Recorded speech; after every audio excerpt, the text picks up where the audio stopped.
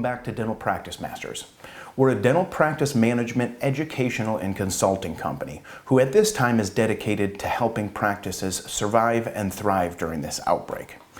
As we dig our heels into an awesome emergence plan, our first steps are quite detailed and will take likely more time than you anticipated. So you're encouraged to start now. We'll be going over quite a bit of information today, so stay with me. I'll be putting bullet points up as much as I can in an attempt to keep things as simplified as possible for you, but there's a lot to cover. Our good friends at TNT Dental have developed a 6-step emergent plan for practices. It is awesome. You can find it at the address listed at the bottom of the screen. You are highly encouraged to read it because there is no doubt that there will be things that you have not thought of that you will with certainty want to dig into at this point. TNT Dental is a total dental marketing organization that continues to broaden their scope and provide some remarkable resources for practice growth, management, and marketing. They're one of the organizations that have truly stepped it up during this crisis and are an amazing resource. If your marketing is not absolutely outstanding, contact them now. Okay, so today we're going to be discussing one of the most important parts of your emergence, filling the schedule. When I say filling the schedule, I do not mean simply packing the schedule full like it was before, if you were in fact in that position. The new normal is going to look quite different, so filling the schedule has a whole bunch of moving parts to it. We now need to be way more strategic and do so in a way that's way more safe than we ever have had to before. Before we begin, it's important to note that the management of our policies, our procedures, and our strategies are extremely dynamic due to the uncertain times we live in. As a result, this information is applicable now, but certainly may change. You'll very likely have a backlog of patients that need to be seen right away after you open.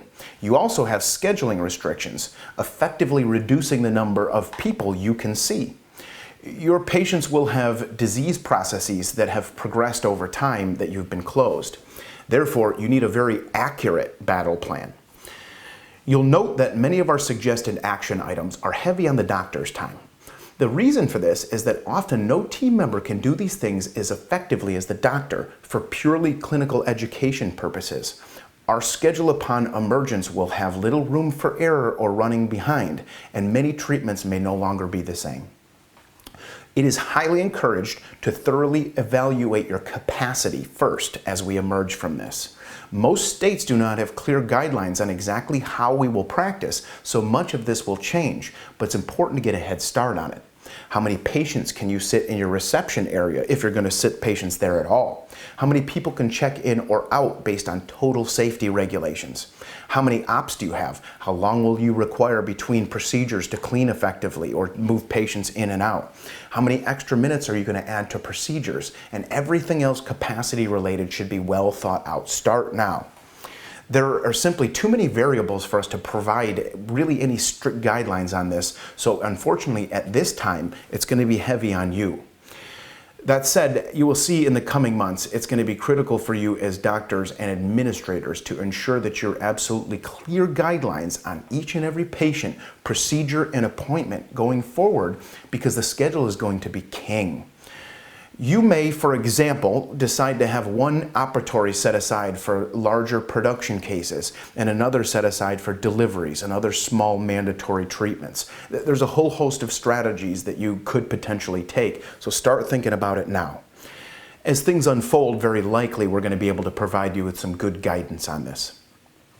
Next, even if you tried to deliver every case you could prior to closure, you likely have a number of cases that need to be delivered. We would suggest having a team member go through and make a list of the cases that need to be delivered. For example, patient's name, partial denture delivery, patient's name, crown on number 8, etc. We would suggest having that list placed in front of the doctor to review each and every case. Notes should be made if, for example, anesthetic is needed to deliver, adding extra time. How much time would be required? Any additional procedures that may accompany the delivery or try-in or whatever that case is. The relative urgencies of the cases need to be notated as well. For certain situations, some patients should have priority over others in terms of time. These things and some other important points that we'll discuss in a few will need to be notated clearly for the team to schedule. If the doc does not have the ability, time, or desire to go through the lab cases, it's acceptable to have an assistant go through them and set aside the difficult ones or the ones with questions. Next, your practice management software should have the data on the patients that had appointments that were canceled due to closure. Each and every one of these should be reviewed with similar notes as discussed above. Whereas one treatment may have required an hour prior to the layoff, it may now require an extra half an hour because we may have larger caries, gingival inflammation, or a host of other reasons. Another relative urgency rating system will be required here as well for the other categories of patients, and we'll go over those in a few minutes. You'll need to make it quite clear what patients should be contacted when, so the team can contact the patient whose treatment is urgent in nature first. One simple way to do this is a 1, 2, or 3 to the patient, assign that to each patient on the list and have printed out. The patients assigned a 1, for example, are to be seen as soon as possible. The 2s are relatively urgent, and the 3s can be seen whenever we can get to them. Although we hate to ever consider a patient as less critical than another in terms of urgency, triage is a part of healthcare. Examples of patients assigned a 1 for urgency: a patient that had a crown scheduled for number 13, and the caries was such that the tooth was borderline endo back in March. A patient who was scheduled for extractions of the remaining anterior teeth and a delivery of an immediate denture. Patients who have been unable to properly function during this layoff and are dying to come in. The factors you can use to determine urgency include patient systemic health. Patients who are in an extreme risk for COVID complications may be delayed in certain situations. Patient desires. Some patients do not care when they're treated, while others have been beating down your door to get their treatment. Patient oral health and function. For many patients, they've been unable to properly function during this break, and this makes treatment much more urgent. Impact of the treatment that you're providing. Often treating one tooth unlocks the entire oral health of the patient. Rate of deterioration of oral health. This would include patients with xerostomia, extreme caries risk, etc. These folks are more likely to have a more rapid progression of disease. Urgency and prognosis. A simple restoration, a crown, endo and build-up crown, extraction. If delaying treatment may force a tooth or teeth upwards on this threshold scale, it may be classified as more urgent. Next, if you have not been doing so, go through the entirety of the schedule since the partial closure if you have been in fact open. A list should be made of any patients that were seen that require follow-up or definitive treatment. And we provisionalized or temporized and partly treated a host of patients across the country, and they need to be seen. Again, place them on your relative rating system for relative urgency. Next, planned but unscheduled treatment should be evaluated. While many of us are going to be as busy as our safe practicing will allow right away, we have to understand that these are uncertain times. We may have many patients that have lost their insurance, whose financial picture has changed markedly, whose lives have changed and no longer value their oral health like they did, or who do not feel comfortable coming back to the dentist no matter how safe we practice. As such, we should not plan on being as busy as we can safely practice for the determinable future. Chance favors the well-prepared, and the unscheduled treatment lists are just that. Your practice management software should have the ability to mine this data. If your software is insufficient or you have not been practicing the input of information into your practice management software in a coordinated fashion, Dental Intel has a fantastic unscheduled treatment list that can be mined. Now it is time to dig your heels in and take the same steps and make the same notes with the same relative urgency that you've been doing on the previous steps.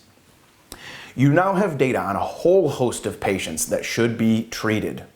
When you have clear guidance on your date for reopening from your state, it'll be time to turn the team loose getting the patients scheduled. You will have armed them with information on who to call, in what order, and how long to schedule them for. We now get to the final part, what the team needs to say to the patient. This should not be optional for the team. Their diligence in this segment will make a significant difference in how smooth things go here soon. If a case requires some potentially challenging conversation, it may be good for the doctor or doctors to contact the patients to personally get them scheduled. First, the team needs to know what to say about why it is important for that patient to be seen. We need to do that crown for you. It's not so far from proper value building. It could likely make some folks think you're irresponsible, but also articulates no sense of relative urgency to the patient at all. We're calling because you still have that cracked tooth that needs a crown. We do not want that to fracture. Not right now, we can only see certain patients for certain things at this point, so spaces are very limited. Now that's a much more better way to articulate it. If your notes state that the tooth you had planned for a crown may require endo at this time, the patient should be notified of this. This not only builds value in urgency, but also avoids potential difficult conversations in the operatory where you have to be on point. Every single patient should know what will be done differently at their visit. You should write a script of the things you are doing for safety, how you will be asking them to wait in the car or stand here or stand here, or all the different things that impacts them, what precautions and safety measures the practice is taking, and then go over the required COVID telephone sheet contents. This sheet should include the mandatory questions about their history and what's been going on in their life, have they been doing social distancing, the patient's name, all of their best practices, and should be scanned into that patient's file. It's imperative that the team discusses each patient's insurance situation with them prior to scheduling. Many patients' employment situations have changed, and as a result, their insurance may have changed. You want no surprises. We know how awkward role-playing can be, but there is no coincidence that most consultants in general boast the benefits of role-playing. If you want total predictability in your schedule in the coming months, we highly encourage you to role-play with the team on these things, especially the telephone. Finally, as you see the schedule beginning to fill again, it will be a best practice to review it multiple times per day as the team is working it. You may find that there were things that you neglected to be clear on, things they see differently, and areas that you want to tweak. You don't want to wait until it is too late to find out that it cannot be done from a time management standpoint. We hope this helps you begin getting prepared. Stay tuned for much more information. Have an awesome day, everyone, and count your blessings.